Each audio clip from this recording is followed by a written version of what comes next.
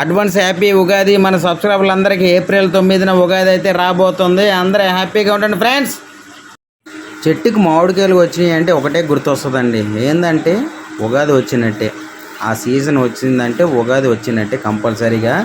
పల్లెటూరులో మాత్రం అద్భుతంగా చేస్తారండి. ఈ మామిడికాయలు కోసుకొని ఉగాది పచ్చడి తినాలండి. ఎందుకనంటే సంవత్సరానికి ఒక్కసారి అయినా సరే ఈ ఉగాది పచ్చడి తినాలని చాలామంది కోరికలు అయితే అలాగే నిలిచిపోతుంటాయి అన్నమాట.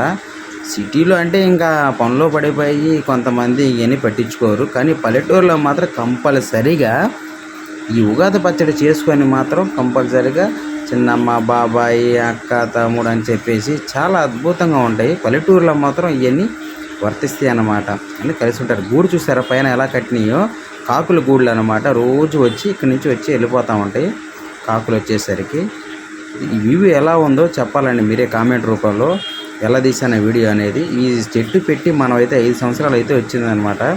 5 సంవత్సరాలకైతే ఈ చెట్టు అయితే వచ్చింది. 5 సంవత్సరాల తర్వాత ఇలా కాయలు అయితే కాసినాయి అనమాట.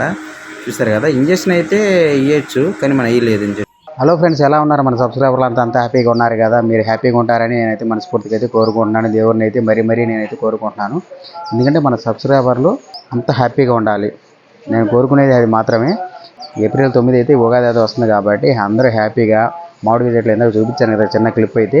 ఆ మామిడికాయ మంచి ఉగాదికి అయితే మంచి హ్యాపీగా అయితే ఉగాది పచ్చడి చేసుకొని హ్యాపీగా అయితే మన సబ్స్క్రైబర్లు తింటారని నేనైతే మనస్ఫూర్తిగా అయితే కోరుకుంటున్నాను. కానీ ఎలాంటి గొడవలు లేకుండా హ్యాపీగా ఉండండి. ఈ ఉగాది శుభాకాంక్షలు అందరికీ, మన సబ్స్క్రైబర్లకు అందరికీ హ్యాపీగా ఉండండి. ఎలాంటి గొడవలు లేకుండా హ్యాపీగా ఉండండి. మన సబ్స్క్రైబర్లు ఎంతో ముఖ్యం అనమాట మనకైతే. ఎందుకంటే సబ్స్క్రైబర్లు చాలా మంచి వాళ్ళు అనమాట. మనకి ఎంతో వీడియోలు చూస్తారు, కాకపోతే సబ్స్క్రైబ్ చేయడం అంటే మామూలు విషయం కాదు. ఇలాంటి సబ్స్క్రైబర్లు ఇంకా ఉన్నారంటే చాలా మంచిదన్నమాట. నేనైతే నా దృష్టిలో మన సబ్స్క్రైబర్లు దేవుళ్ళు అనమాట నాకైతే.